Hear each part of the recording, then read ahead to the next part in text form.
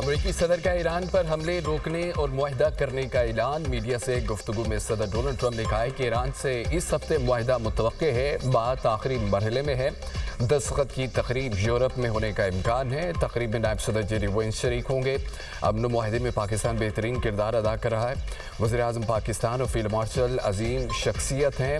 ایران کے معاملے پر اسرائیل سے بھی بات کی ہے، سب اس پر خوش ہیں، پورا مشرق وسطی بھی اس پر خوش ہے۔ معاہدے پر دستخط تک ابنائے ہرمز کی ناکہ بندی جاری رہے گی۔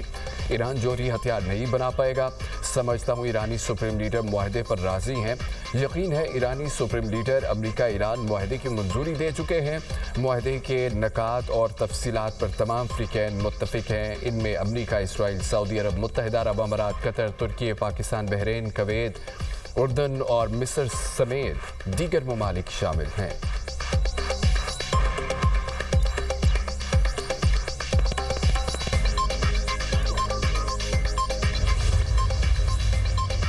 ابھی تک کسی معاہدے کو حتمی شکل نہیں دی گئی۔ ترجمان ایرانی وزارت خارجہ اسماعیل بقائی کہتے ہیں معاہدے پر دستخط کی تاریخ اور مقام سے متعلق خبریں قیاس آرائیاں ہیں۔ ایران مذاکرات میں اپنی ریڈ لائنز پر سمجھوتا نہیں کرے گا۔ مذاکراتی متن کا بڑا حصہ تیار ہے، لیکن امریکہ بار بار اپنی پوزیشن بدلتا رہا ہے۔ جب کسی نتیجے پر پہنچ جائیں گے تو باضابطہ اعلان کریں گے۔ معاہدے کے نکات کا جائزہ اور داخلی سطح پر مشاورت جاری ہے۔ امریکی اقدامات سفارتی عمل کو متاثر کر رہے ہیں۔ پاکستان اور قطر ثالثی کے لیے فعال کردار ادا کر رہے ہیں۔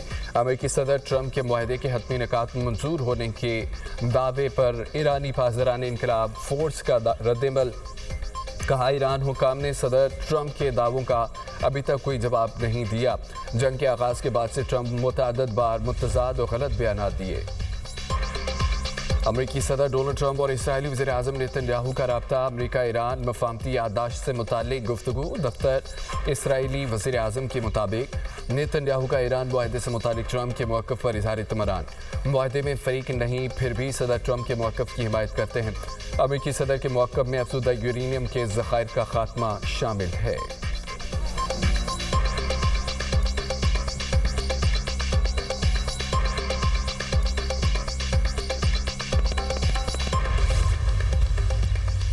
قطر کے امیر شیخ تمیم بن حمد الثانی اور امریکی صدر ڈونلڈ ٹرمپ کا ٹیلی فونک رابطہ۔ قطری شاہی دیوان کے مطابق امریکی صدر نے بتایا ایران سے مشاورت میں پیش رفت ہوئی ہے۔ صدر ٹرمپ نے کہا معاہدے پر دستخط کے انتظامات کو حتمی شکل دی جا رہی ہے۔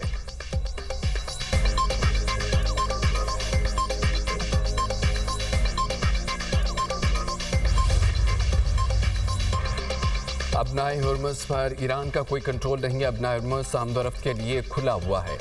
امریکی سینٹکام کا بیان کہا ابنائے ہرمز میں تجارتی جہازوں کے لیے محفوظ گزرگاہیں قائم کی ہیں۔ گزرگاہیں ناکہ بندی کی خلاف ورزی نہ کرنے والے تمام جہازوں کے لیے کھلی ہیں۔ گزشتہ 2 ماہ میں 100 سے زائد جہازوں نے ابنائے ہرمز پار کیا۔ امریکی فوج کسی بھی ایرانی جارحیت کے خلاف دفاع کے لیے تیار ہے۔ ایرانی پاسداران انقلاب کا کہنا ہے امریکہ نے دوبارہ حملے کیے تو زیادہ سخت رد عمل ملے گا۔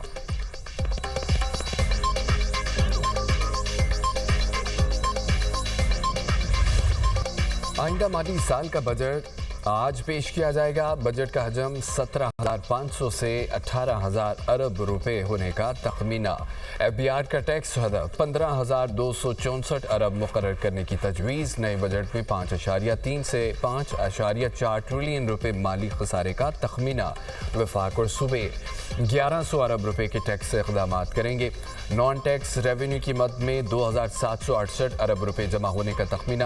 عوام سے پیٹرولیم سرچارج کی مد میں 1,727 ارب وصولی کا پلان۔ بجٹ میں تنخواہ دار طبقے کو ریلیف دیا جائے گا۔ حکومت نے آئی ایم ایف کو راضی کر لیا۔ وفاقی وزیر پارلیمانی امور ڈاکٹر طارق فضل چودھری نے ایکس پر بیان میں کہا بجٹ میں عوام کو ہر ممکن ریلیف فراہم کیا جائے گا۔ اپوزیشن اراکین کو بجٹ اجلاس میں مثبت جمہوری کردار ادا کرنا چاہیے۔ امید ہے بجٹ اجلاس میں شور نہیں ہوگا۔ مالی سال 2026 میں جی ڈی پی گروتھ 3.7% رہی، جو پچھلے سال 4 سالوں کی بلند ترین۔ ہم ایک ملکی تاریخی کا سب سے بڑا معاشی حجم پر پہنچ چکے ہیں، جو 126.9 ٹریلین روپے۔ فی کس آمدنی $1,901 ہو گئی ہے، جو گزشتہ سال $1,751 تھی۔ ایگریکلچر جو پچھلے سال 1.53% پہ گرو ہوا، اس سال 2.89% پہ اس کی گروتھ ہوئی. Dairy and livestock is 60% of the agriculture G D P. Large scale manufacturing نے 6.1% گروتھ ریکارڈ کی. تو مینوفیکچرنگ کے 22 سیکٹر میں سے 16 شعبوں میں مثبت گروتھ دیکھنے میں آئی ہے.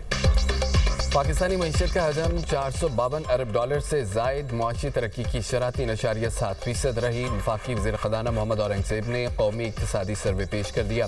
کہا توقع تھی شرح نمو 4% سے زائد رہے گی. مشرق وسطیٰ کی صورتحال پیدا نہ ہوتی تو جی ڈی پی گروتھ 4% سے اوپر جاتی. اندرونی اور بیرونی چیلنجز کے باوجود ملک کی معیشت نے بہتر کارکردگی دکھائی. مالی خسارہ کم ہو کر جی ڈی پی کا صرف 0.7% رہ گیا. مہنگائی کی اوسط شرح 6.7% رہی.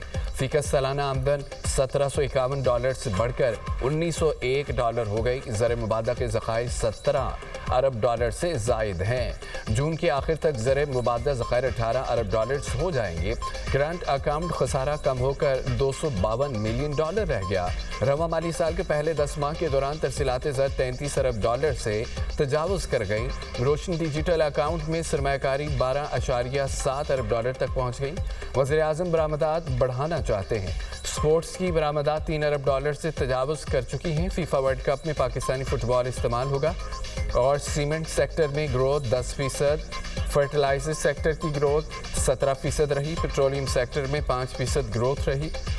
ملک میں شرح خواندگی 63% ہو گئی.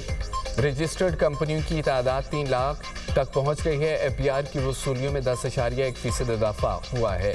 فری لانسز کا معیشت میں حصہ 1 ارب ڈالر تک پہنچ رہا ہے.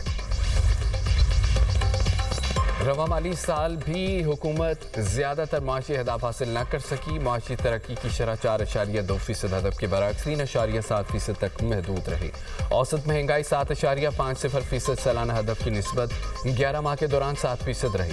مئی 2026 میں مہنگائی کی ماہانہ شرح 11.66% ریکارڈ کی گئی.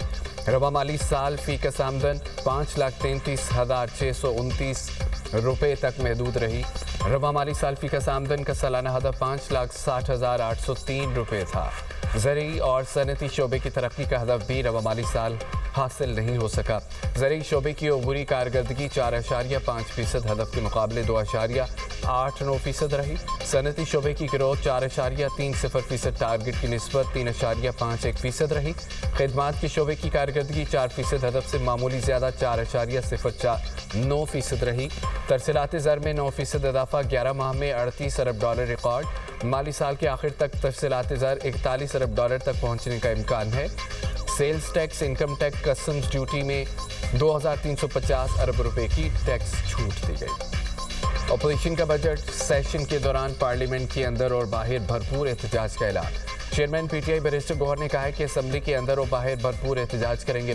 حکومت اپنے اہداف حاصل نہیں کر سکی. معیشت بہتر ہو سکی نہ ٹیکس اکٹھا کیا جا سکا. یہ حکومت ناکام ہے. 1 پوائنٹ ایجنڈا ہے. بانی پی ٹی آئی کا اعلان کرائیں. ملاقات بھی کرائی جائے. بانی پی ٹی آئی کے علاج اور ملاقات کے حوالے سے شدید تشویش ہے. وزیر اعلیٰ خیبر پختونخوا پارلیمنٹ کے سامنے دھرنا دیں گے. سہیل افریدی کے تمام اراکین اسمبلی کو پارلیمنٹ پہنچنے کی ہدایت. سہیل افریدی کا بجٹ پر مشاورت کے لیے بانی چیئرمین سے ملاقات کا مطالبہ.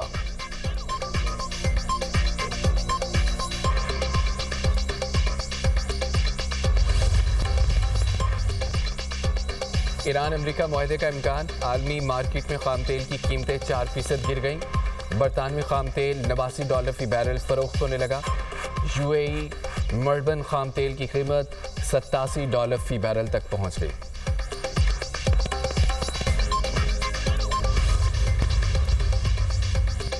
لاہور سمیت پنجاب کے مختلف شہروں میں باران رحمت.